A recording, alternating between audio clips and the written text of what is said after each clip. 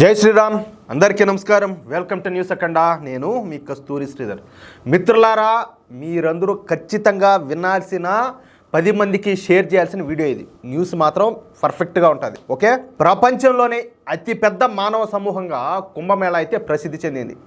జనవరి 13వ తేదీ నుంచి ప్రారంభమైనటువంటి ఈ ఆధ్యాత్మిక కార్యక్రమం ఫిబ్రవరి 26వ తేదీ వరకు అయితే జరగనున్నదన్నమాట.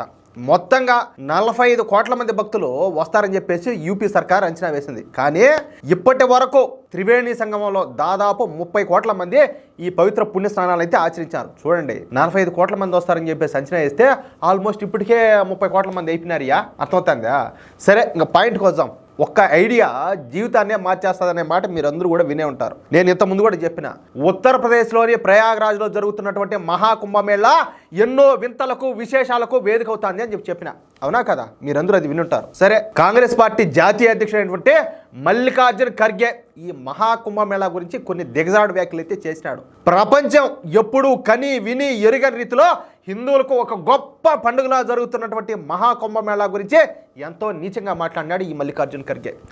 మహాకుంభమేళాకు వెళ్ళి నీటిలో మునిగితే ఆ నీళ్ళలో మునిగితే పేదరికం పోతాదా, కడుపు తిండి వచ్చాదా అని చెప్పి మాట్లాడినాడు. ఎందుకో మనిషేనా అసలు? మానవ పట్టుకైనా ఒకసారి ఆలోచించండి.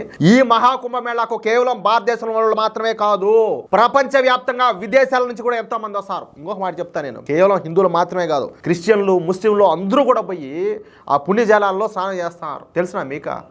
అలాంటిది ఎట్లా మాట్లాడతారు ఆ విధంగానో? పిల్లలు స్కూల్కి వెళ్ళడం లేదంట, ఎవరికి పని దొరకడం లేదంట. అదే విధంగా వేల రూపాయలు ఖర్చు పెట్టుకొని పోటీ పడి మరి పోయి ఆ నీళ్ళలో మునడానికి పోతారంట. నోటికి వచ్చేట్టు ఆగినాడు. స్వామి, ఖచ్చితంగా ఏదో లోపం ఉండాలి ఈ మనిషిలో, ఏదో లోపం ఉండాలి. ఏమంటారా? సరే, అయితే మల్లికార్జున ఖర్గే వ్యాఖ్యలకు దవడ బగిలేటట్టు ఇది సమాధానం అన్నట్టుగా ఉత్తరప్రదేశ్లోని ఒక యువకుడికి సంబంధించినటువంటి వీడియో సోషల్ మీడియాలో తెగ వైరల్ అవుతాను. చెప్తా ఆ వీడియో ఏందో. మహాకుంభమేళాను ఆ అబ్బాయి తన ఆదాయ మార్గంగా ఎంచుకున్నాడు. మహాకుంభమేళాకు కోట్ల సంఖ్యలో హాజరయ్యే భక్తులకు పళ్ళు దొంగకోవడానికి ఈ వేపలు అమ్ముతా వేల రూపాయలు సంపాదిస్తున్నాడు అబ్బాయి. చూడండి ఇంకెట్టున్నదో. ఈ విధంగా వారం రోజుల వ్యవధిలోనే తాను దాదాపు 40,000 రూపాయలు సంపాదించాడు చెప్పినాడు. అయితే ఆ అబ్బాయిని ఇంటర్వ్యూ చేసినటువంటి వ్యక్తి ఈ ఆలోచన అసలు నీకు ఎట్టొచ్చింది అని చెప్పి అడిగినాడు అనమాట. అందుకు ఆ అబ్బాయి మాట్లాడతా, ఇది వ్యాపారంలో వచ్చేసి పెట్టుబడి లేని వ్యాపారం ఇది, కాబట్టి రూపాయి పెట్టుబడిలే. ఈ గన తీసుకుపోయి నువ్వు మహాకుంభమేళాలో అక్కడికి వచ్చేటువంటి భక్తులు కన్నా అమ్మినావంటే నీకు బాగా డబ్బులు వస్తాయని చెప్పేసి వాళ్ళ గర్ల్ ఫ్రెండ్ చెప్పిందంట. అంటే చూడండి, మామూలుగా చెప్తూ ఉంటారు పెద్దోళ్ళు, ప్రతి విజయం వెనక ఒక స్త్రీ ఉంటుందని చెప్పేసి. బహుశా అది ఇదేనేమో, ఇట్టాడిదేమో చూడండి. లేకపోతే ఖాళీగా అటు ఇటు తిరిగి ఆ అబ్బాయికి ఈ యాప్లో అమ్ముకోమని చెప్పేసి ఐడియా ఇచ్చింది. ఆ ఐడియా ఇప్పుడు కొన్ని వేల రూపాయలు సంపాదించి పడుతుంది. నీకు ఇంకో మాట చెప్పాలా, మామూలుగా వచ్చేసి రాజస్థాన్కి చెందిన ఒక అతను కారులో మహాకుంభమేళాకు వచ్చినాడు. ఆ వస్తా ఏం చేశాడు, ఈ వ్యాపారాలన్నీ పట్టుకొచ్చాడు. ఇప్పుడు రాజస్థాన్ నుంచి మహాకుంభమేళాకు పోయేదానికి దాదాపు ఈ కారుకు ఈ పెట్రోల్కు వాటికి ఖర్చు 20,000 దాకా ఖర్చు వస్తుందంట అతని ఖర్చు. అయితే యాప్లలో పట్టుకొచ్చినాడు. ఆడ యాప్లు అమ్మి నాకు దీంతో 4 లక్షల రూపాయలు దాకా వచ్చాది అని చెప్పి చెప్పినటువంటి వీడియో కూడా ఒకటి ఉన్నది. అర్థమవుతుంది కదా మీకు? మల్లికార్జున్ ఖర్గే ఈ మహాకుంభమేళాకు పోయి మునిగితే తిండి దొరుకుతుందా, పని దొరుకుతుంది అని మాట్లాడినాడు కదా. ఇప్పుడు దీనికి ఏ సమాధానం చెప్తాడు? కేవలం హిందూ వ్యతిరేకత కాకపోతే హిందువుల్లో ఐకమత్యం పెరుగుతుంది. ఓర్నైనా మళ్ళీ హిందువుల ఐకమత్యం పెరిగిందంటే వీళ్ళంతా కూడా జాతీయవాద భావజాలం పెరుగుతుంది, వీళ్ళందరూ పోయి భారతీయ జనతా పార్టీకి ఓట్లేస్తారు, అప్పుడు మా గత్యంగానని చెప్పేసి కావాలనే హిందువులను ద్వేషించడం, దూషించడమో, నిందించడమో, వీళ్ళని చులకం చేయడం కాకపోతే లేకపోతే ఈ మాటలేంది? ఇప్పుడు రంజాన్ వస్తుంది, వాళ్ళు ఏదైనా మాట్లాడగలుగుతారా?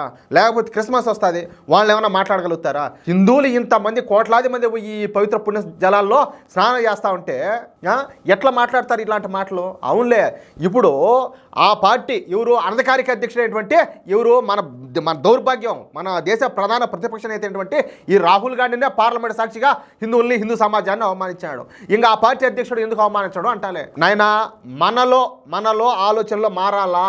మన ఆలోచన మారితే అంతా కూడా బాగానే ఉంటుంది. మనం వాళ్ళ ఓట్లేసి వాళ్ళని ఆడ కూర్చొని పెడితేనే వాళ్ళు మన నెత్తిరెక్కి ఈరోజు మనలో నోటుకొచ్చేట్టు మాట్లాడతారు. చూడండి ఇంకెట్టున్నదో. హిందువులు సంతోషంగా ఉన్నా చూడలేరు, హిందువులు పండుగలు చేసుకుంటా ఉన్నా చూడలేరు, హిందువులు ఏమన్నా శోభయాత్రలు చేసుకుంటా ఉన్నా చూడలేరు. ఇప్పుడు మహాకుంభమేళా ఇంత గొప్పగా జరుగుతూ ఉంటే దీని మీద కూడా ఇటువంటి చౌకబార మాటలన్నీ కూడా మాట్లాడినారు. ఎంత దారుణంగా ఇదంతా కూడాను. నేను మీకు ఇంకో మాట చెప్తా. ఇప్పుడు హజ్ యాత్రకని పోతారు కదా వీళ్ళ, ఈ హజ్ యాత్రకు పోయే వాళ్ళకు గవర్నమెంట్ వీళ్ళకి డబ్బులు కూడా ఇస్తుంది. అలాంటిది హిందువులు వాళ్ళ సొంత డబ్బులు పెట్టుకొని వాళ్ళు కుంభమేళాకు పోతా ఉంటే ఏడ మీకు నొప్పి? ఏడ నొప్పి పుట్టింది మీకు వంటాలే నాయనా. ప్రతి ఒక్కరు కూడా ఆలోచించండి, ప్రతి ఒక్కరు కూడా అర్థం చేసుకోండి. లేకపోతే మన ఆలోచనలో మార్పు రాకపోతే మన భవిష్యత్తుకే ప్రమాదం.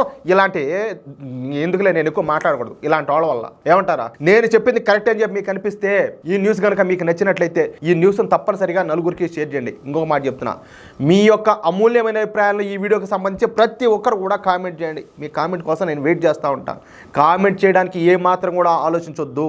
అలాగే ఇంతవరకు మీరు కనుక మన ఛానల్ సబ్స్క్రైబ్ చేసుకున్నట్టయితే ప్రతి ఒక్కరు కూడా మన ఛానల్ సబ్స్క్రైబ్ చేసుకోండి. ప్లీజ్ సపోర్ట్ చేయండి.